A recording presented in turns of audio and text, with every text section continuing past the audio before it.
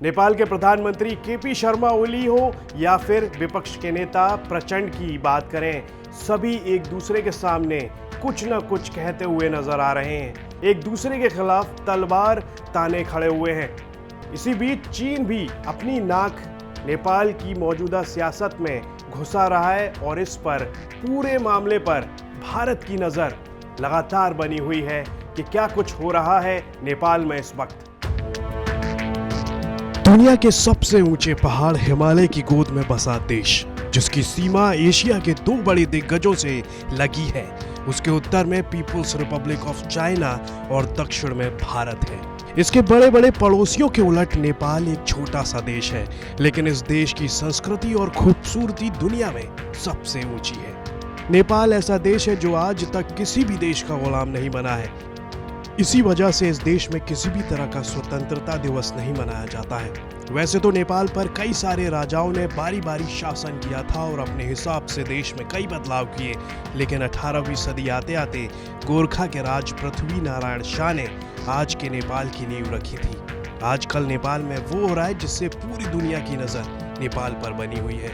नेपाल की राजनीति में भूचाल आया हुआ है। इस तांडव पर चीन की दखल और भारत की पैनी नजर लगातार बनी हुई है। आज हम यही जानेंगे नेपाल में आखिर चल क्या रहा है। प्रतिनिधि सभा को भंग करने के फैसले के बाद राष्ट्रपति विद्यादेवी भंडारी ने प्रतिनिधि सभा के नए जनादेश के लिए अगले साल अप्रैल और मई में चुनावों की घोषणा कर दी है। इससे पहले प्रधानमंत्री केपी शर्मा ओली की कैबिनेट ने सत्तारूढ़ पार्टी में मतभेद उभरने के बाद संसद को भंग करने की सिफारिश की थी। ओली सरकार ने क्यों लिया ये फैसला?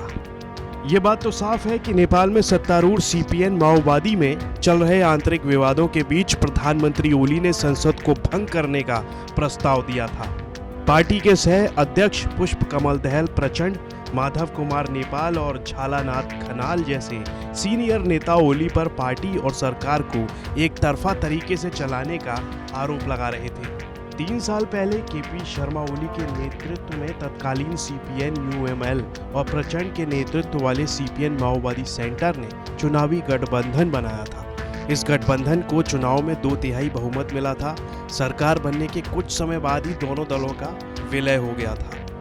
प्रतिनिधि सभा को भंग करने के फैसले के एक दिन पहले प्रधानमंत्री ओली पार्टी में मतभेदों के बीच शनिवार को प्रचंड के घर गए थे।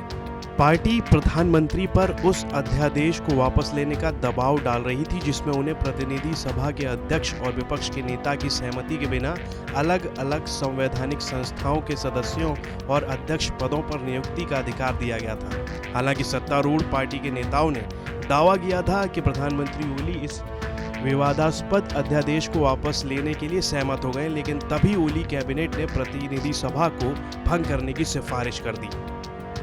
ओली प्रचंड में क्यों है तनातनी?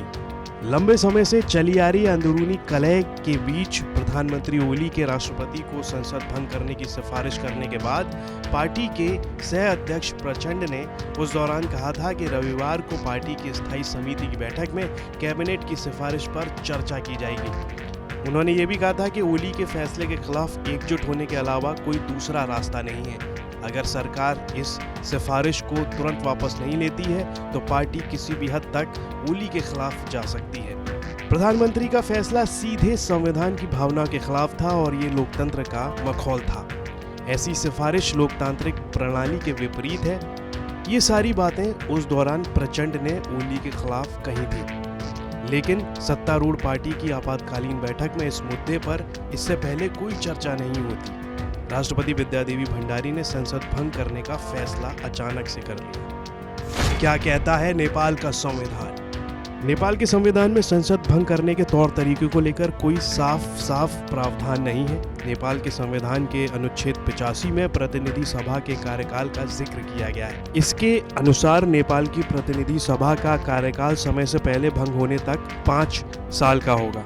संविधान के अनुच्छेद 76 के अनुसार अगर प्रधानमंत्री विश्वास मत प्राप्त करने में असफल रहते हैं तो राष्ट्रपति प्रतिनिधि सभा को भंग कर देंगे और 6 महीने के अंदर अगले प्रतिनिधि सभा चुनाव की तारीख तय करेंगे। साल 2015 का नेपाल का संविधान प्रधानमंत्री को प्रतिनिधि सभा को भंग करने का कोई अधिकार नहीं देता है। चीनी ताक झांक पर पैनी भारतीय नजर। नेपाल में चीन की दिलचस्पी यूं ही नहीं है। हाल के दिनों में एशियाई मुल्कों के लिए चीन की आक्रामकता और नेपाल की सियासत में चीन की दखल बेवजह नहीं है। दक्षिण एशिया की राजनीति में चीन की इस दिलचस्पी पर भारत की भी पैनी नजर है। नेपाल के आंतरिक मामलों में खामोश रहने वाला चीन अचानक सक्रिय हो गया है। इसके पीछे चीन की बुरी नीयत है। काठमांडू में राजनीतिक घटनाक्रम तेजी से बदल रहे हैं। नेपाल में एक बार फिर संवैधानिक संकट के हालात पैदा हो गए हैं। इसके साथ ही वहाँ चीन की दखल भी लगातार बढ़ती जा रही है। नेपाल के प्रधानमंत्री केपी शर्मा ओली की संसद भंग करने की सिफारिश के बाद चीन की कम्युनिस्ट पार्टी ने अपने एक सीनियर नेता को काठमांडू भेजा है। नेपाल में चीनी राजदूत होऊ यांकी ने प्रचंड और माधव नेपाल धड़े के साथ साथ राष्ट्रपति विद्यादेवी भंडारी से भी मुलाकात की। इसके बाद चीन की ओर से चीन की कम्युनिस्ट पार्टी के अंतर्राष्ट्रीय विभाग के उप मंत्री गो येझू को काठमांडू रवाना किया गया। नेपाल की आंतरिक राजनीति से खुद को दूर रखने वाला चीन आखिर वहां क्या कर रहा है? क्यों नेपाल में लगातार चीन का हस्तक्षेप बढ़ रहा है? उसकी इस बदली हुई रणनीति से भारत चौकन्ना हो गया है। ओली भंडारी के बीच की अंडरस्टैंडिंग।